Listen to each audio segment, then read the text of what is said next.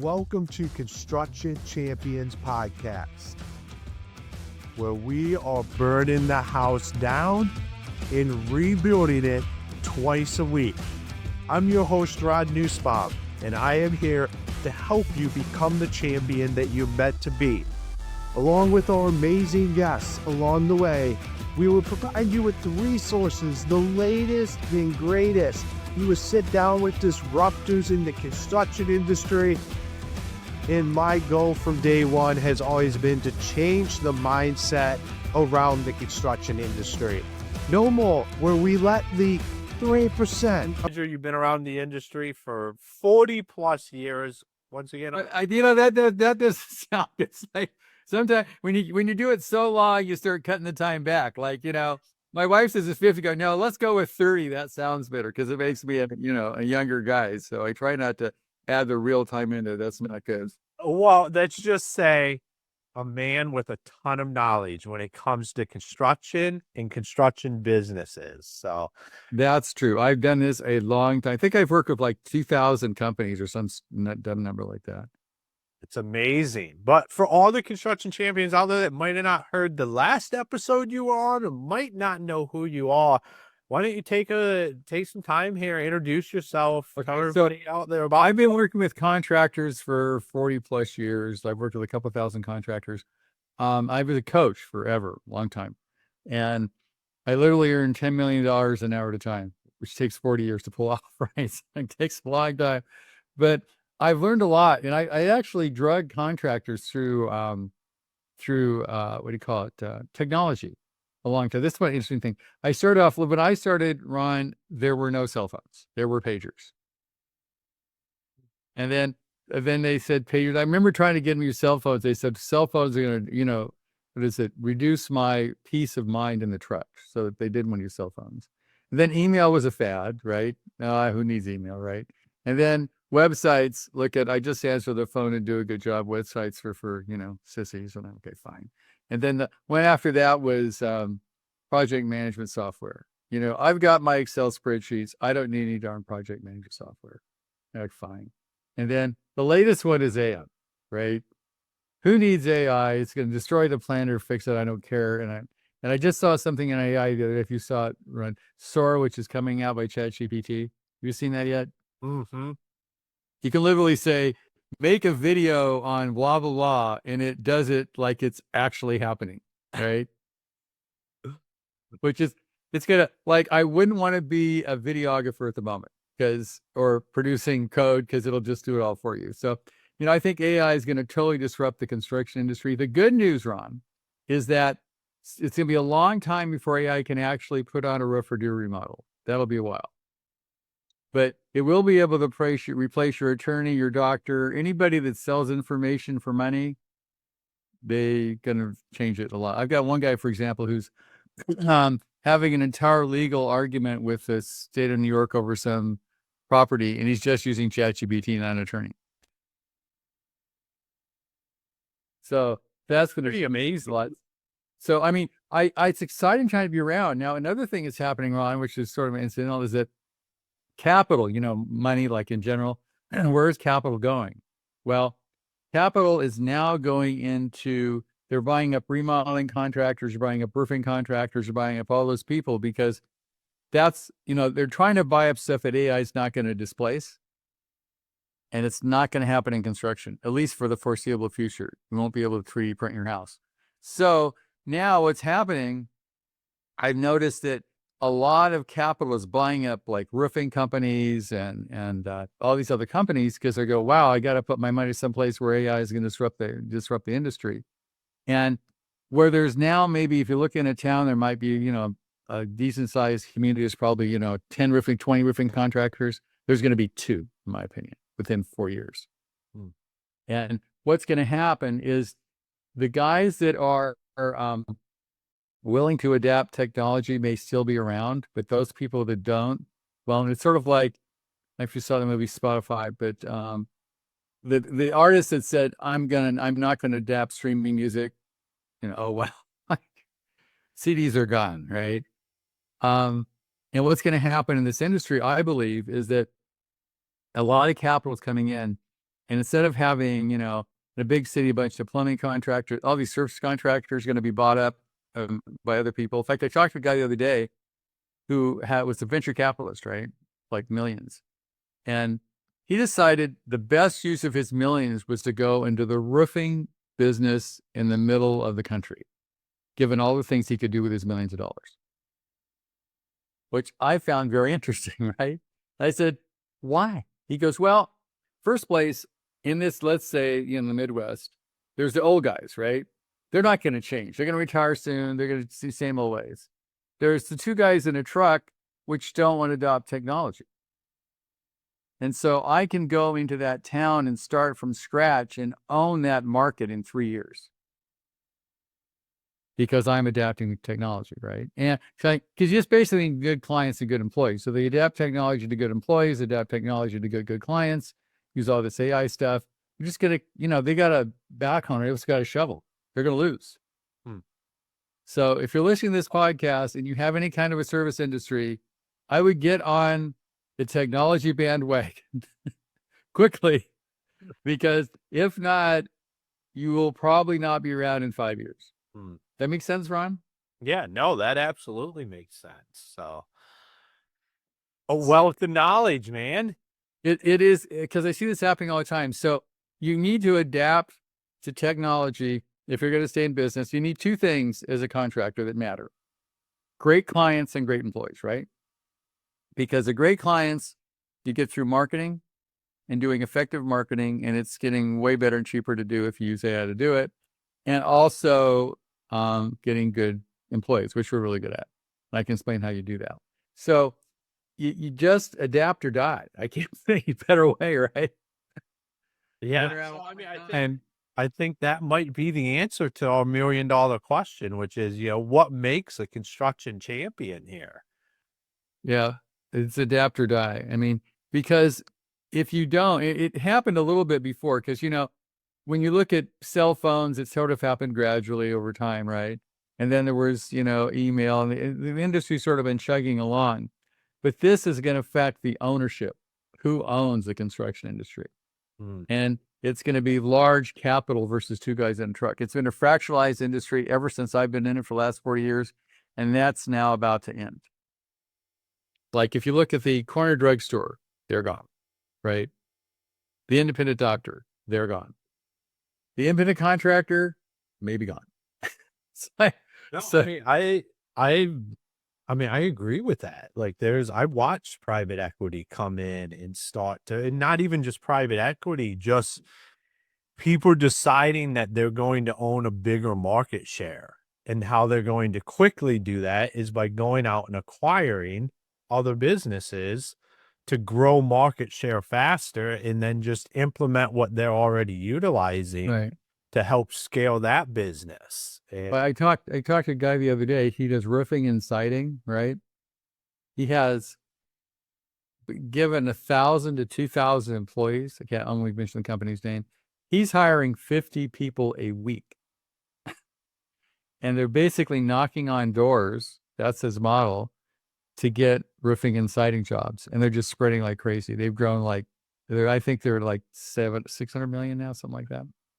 And they're growing because what's happening is unfortunately, the contractors, it used to be not adapting to technology was not fatal. It was just didn't help. You know what I mean?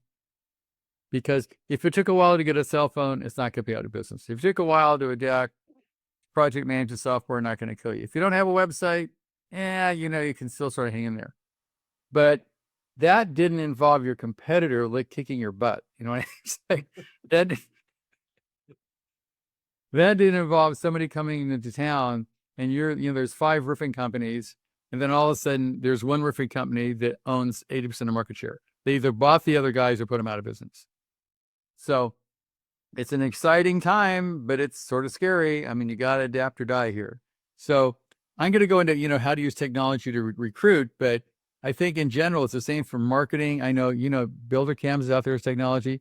You've got to adapt to this technology, because there's another pro tech guy show there was ProDiv, and he has an app you put on your phone, and literally everybody on the job can know whether they're making or losing money for the company that day.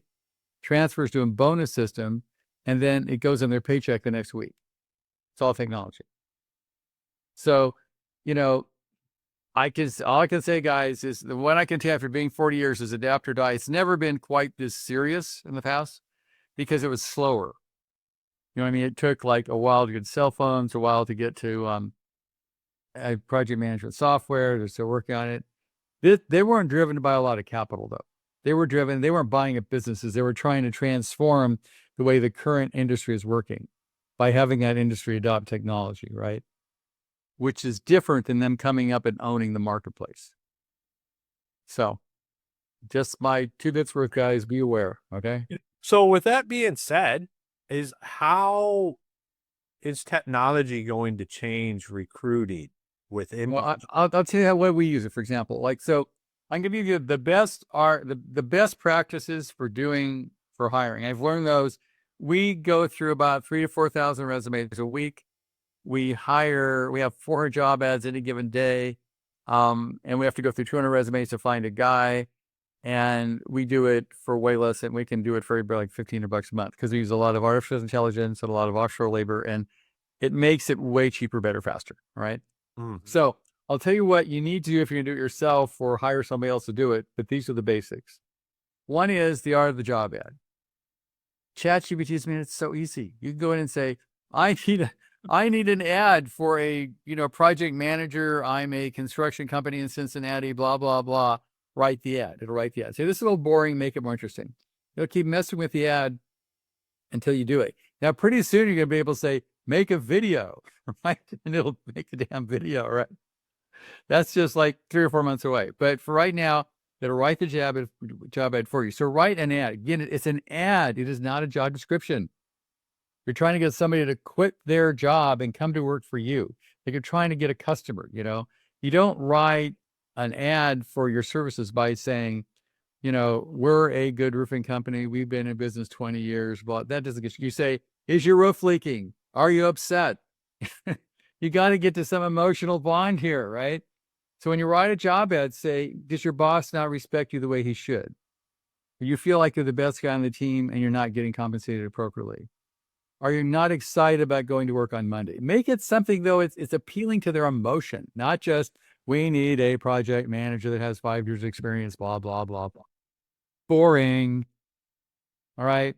So make an ad that somebody's going to quit their current job and come to work for you. Because I guarantee you don't want to hire anybody right now in construction that doesn't have a job. Because they're not worth hiring. So your mission is to get the guy or woman to quit their job and come to work for you. So that ad has to inspire them to take that shot. Okay. So the ad is crucial. It's got to be exciting and interesting. Next, where do you post the ad? Everywhere.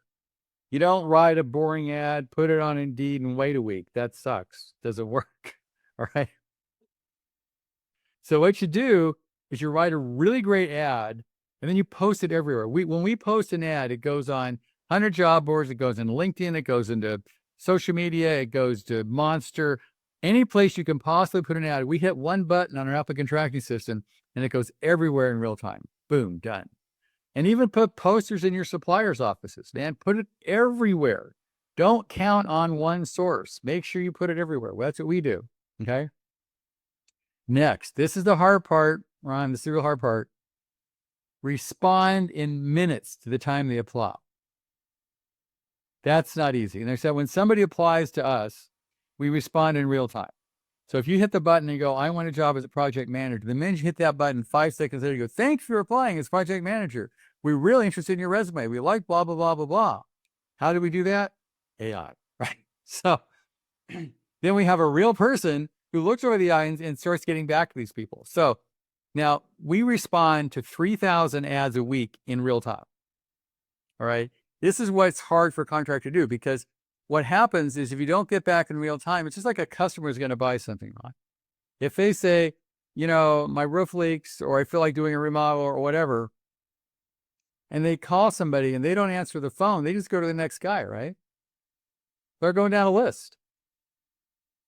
And if you don't answer the phone, you're done. The same thing when people are looking for a job. If you apply for you're going to go down Craigslist or wherever you're going to go down, Indeed, you're going to apply for 7 jobs in 10 minutes.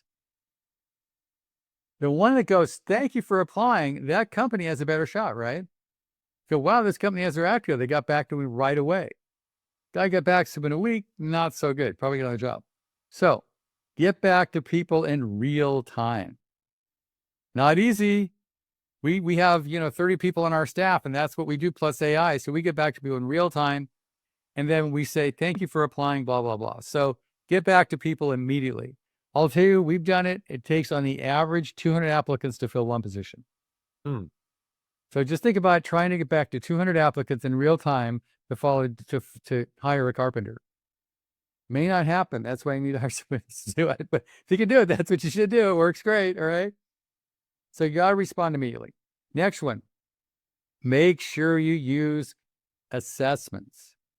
I mean, I've got assessments. I'll know more about you than your mom if you take this thing, right? It tells all about them psychologically, their behavior, their intelligence, their emotional intelligence, their analytical intelligence. I know all about this person.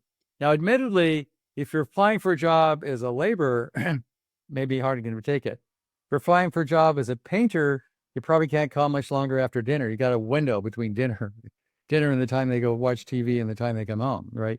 So you got to adapt it. I know we hired 165 carpenters in 3 months, and everything was in Spanish. Nothing was in English. Nobody spoke any English, but that was fine.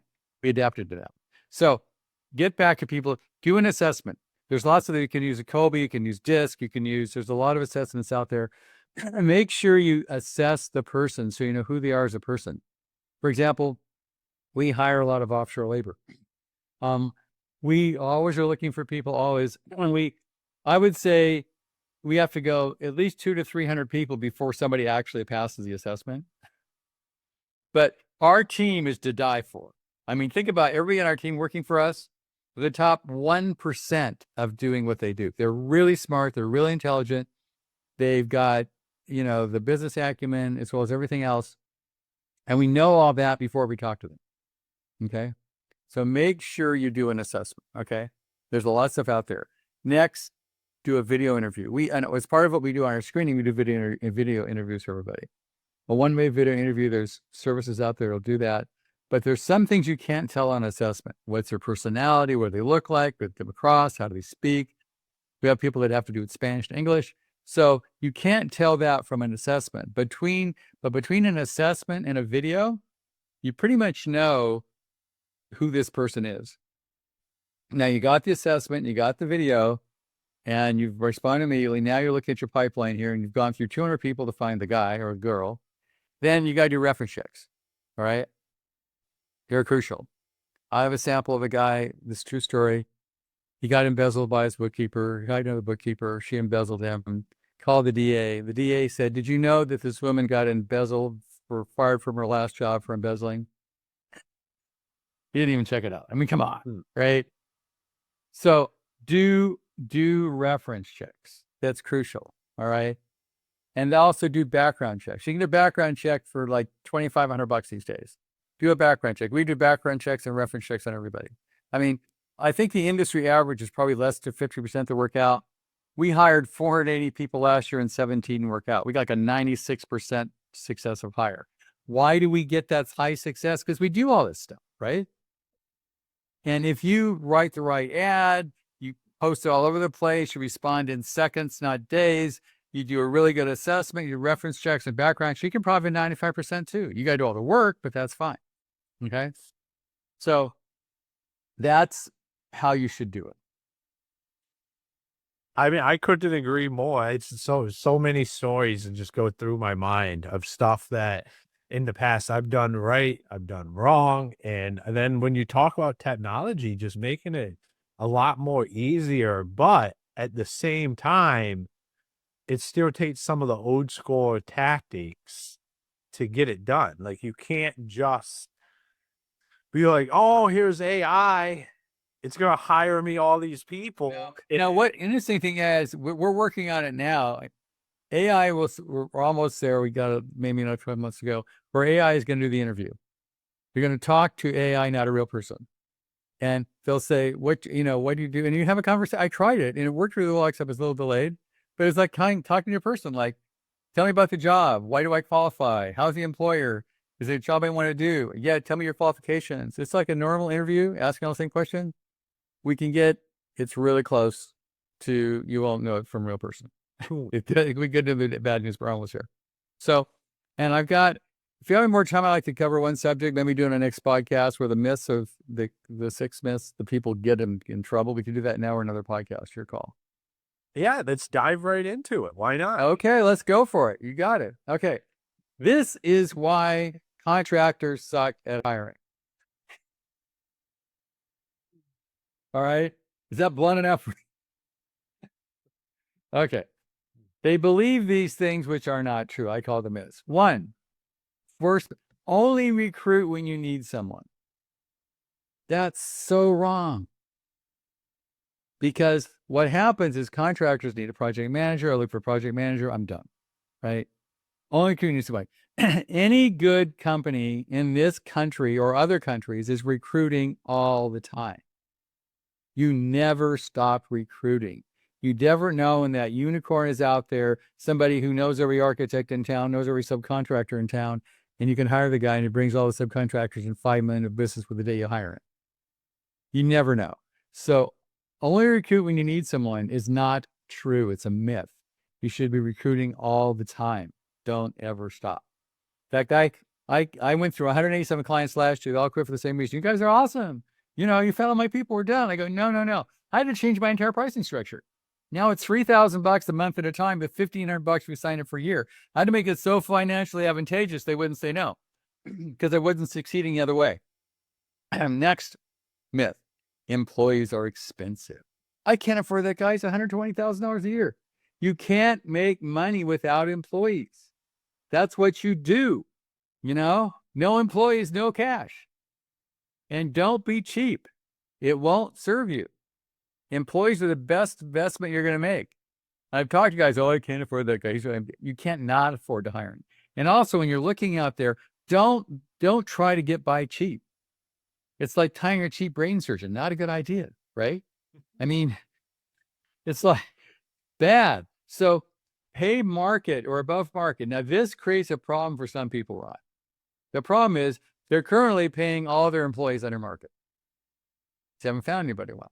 They say they're paying the project manager. Now, it varies a lot. I can hire a killer project manager in Mountain Home, Arkansas for $65,000 a year. The same guy in San Francisco is $140,000 a year. The exact same guy.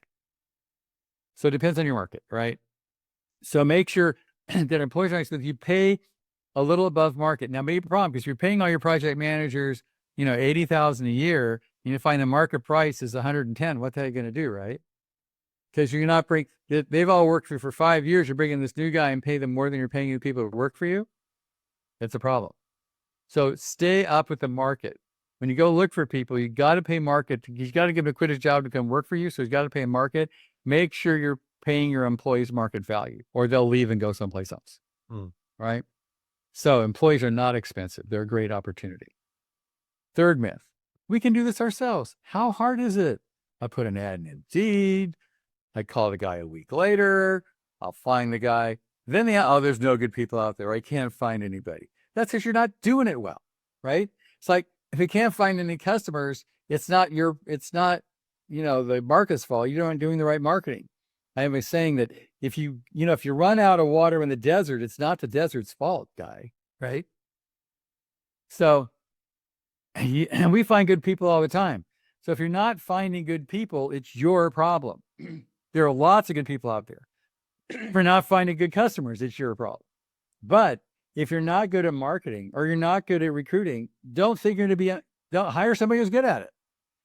You hire us or somebody else recruiting, hire a good person in marketing, because you're only as good as your customer and your employees. And if you're not good at marketing, admit it and hire a marketing. If you're not good at recruiting, admit it and hire a recruiting company. Right? Our model's a little different. We charge like a monthly fee, which is lower than most, but it's still, you can do yourself and do a good job. It's like, Ron, do you do your own accounting? No.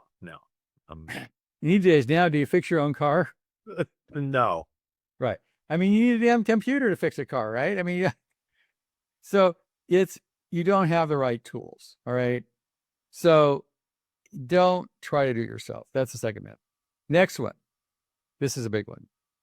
Recruit within the construction industry. I want somebody that's got 10 years experience in construction. I want a project manager that knows a lot about construction. Not true. If you look at Lennar and D.R. Horton, they won't even take people with a background in construction because they have to reteach them the Lennar or the, D.R. Horton way, right? And they won't have to reprogram somebody. So they won't even take people with construction history. So an example would be office managers or selection coordinators.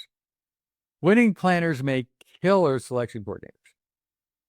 Now think about that. What's a wedding planner do? You got a bunch of questionable industries, the band, the flower person, the venue, the caterer, all these kind of kind of people. They all got to get together at the right time.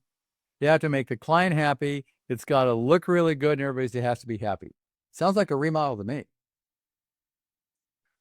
So that thing about you can put construction industry preferred but not required. Look out, we hire a lot of people that run companies. They ran hotels and their construction business. They're really good at it. So don't get stuck on that. They have to have construction experience. Not necessarily true. Okay. Next one, biggie. A lot of people hire fast and fire slow, which sucks, right? They hire fast because they're not recruiting all the time. They got the big project coming along. Oh my God, I just got this house, or my project manager just quit. So they hire fast. They've got a choice. And so they hire fast, which is a mistake because they're not recruiting all the time. And then make a worse mistake. Fire slow. That's horrible. Because they bring on a guy, and let's say he only lies once in a while. He only steals occasionally.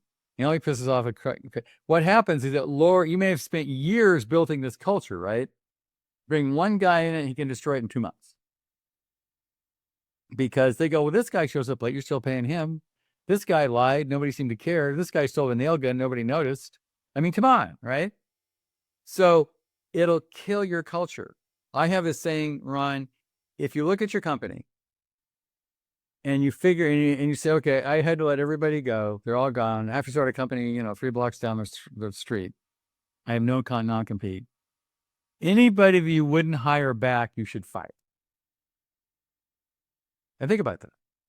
So if you're looking at your company right now, if you look at all your employees, if you had to let them all go, anybody you wouldn't hire back, you should fire. Because you know in your gut they're the wrong person. When should you fire somebody the minute you think about it, actually? And we all have that employee. Oh my God, it's John. Every time they call, you go, oh crap. I mean, we've been there, right? Because they kill your energy. And you just know every time they call you, right? Get rid of them. So the truth is you hire slow because you're always recruiting, and you fire fast because they can kill the company. But if you hire fast and fire slow, bad idea. All right. Last one is recruiting is a project that ends. Contractors think in terms of projects. It has a start, a beginning, it has a middle, and it has an end. That is not true for marketing. It is not true for recruiting. It never ends. You should always be marketing, always be recruiting. You can't look at it like a project. It doesn't work. It's an ongoing process. It is not a project. If you look at it like a project, you're going to make big mistakes and you're going to hire the wrong people because you're hiring fast and firing slow. So go over more time. So if you recruit all the time just when you need somebody, if you get employees that are not expensive, the best thing to invest, pay the right price for employees. You can't do it yourself, hire some help to get it done. Recruit outside the construction industry, not just in the construction industry. Hire slow and fire fast, and don't look at it like a project. It's an ongoing process. If you did all those things, you'd be way better off. Awesome, man. So much knowledge, so much great stuff. I mean, it's awesome having you back on the show. I mean, I look forward to having you on again. But for all the construction champions out there, if they wanted to connect with you, learn more about what you're doing, where's the best places for them to do that? Well, they can go to contractorstaffingsource.com. And there's a little button they can ask me a question. I give my cell phone. It's 415-599-9006. Feel free to call me. My personal email is paul@paulsanneman.com. If you need help just let us know. We're really good at what we do. We can find you the people you need. But if you want to give me a call, I'll be happy to discuss it with you. Awesome, man. Well, thank you for being on the show today. Thank you. I appreciate being here, Ron. All right, Construction Champions, another episode where we learned not just about AI, not just about hiring, but you still have to do the hard stuff if you want to do it yourself. I loved when Paul was talking about responding in real time, because all I could think about was the guy out there on the job site that's trying to hire somebody so he doesn't have to be on the job site, but can't respond to that person because they're on the job site. How many times has this happened to you? You get a great candidate to come in, walk through the door, fill out the application, and then you don't get back to them until maybe the next day. And by then, they're like, oh, I already have an interview with such and such over here, and I think that's going to work out. Or they just decided, hey, it was an in-the-moment thing. They were aggravated with where they were at. And then they decided, well, I'm just going to continue sticking it out where I'm at, because you didn't have the time to get back to them. And it's not even that you didn't have the time. You didn't even see it because you were busy out on the job site. So think about that. As we grow these companies and we continue to scale, people will be something that's always in the equation. I love when Paul talks about recruiting never stops, because it doesn't. You start to develop a bench. You start to develop people around in a network of people that as you grow, or that bottom 10% is constantly leaving, you can bring people in immediately, and it's not something where you're scrambling to go do. Well, name any successful sports team that doesn't recruit all the time. It doesn't exist. I love that. That's a great analogy for that, because that's what happens is, like, we hire somebody and we're like, yeah, rock and roll. And then we just continue doing it how we've always done it. And then next thing, we're not prepared when the next person quits. So you have to let somebody go. Somebody's not a fit. So remember that as you're out there doing your hiring, make sure you're continuing to do it. Some of the best people I've ever met at hiring are the people that are always talking to everybody. Always asking their guys, hey, who do you know? Your best people are probably hanging out with best people too. They probably just work somewhere else. And then when Paul talks about thinking outside of the construction industry, I couldn't agree more.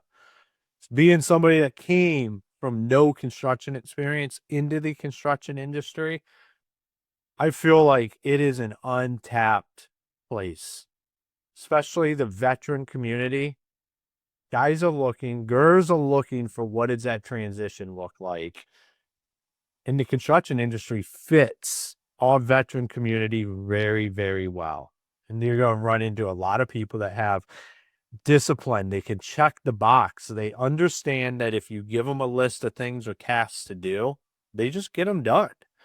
So, Construction Champions, make sure you go check out our website, constructionchampionspodcast.com.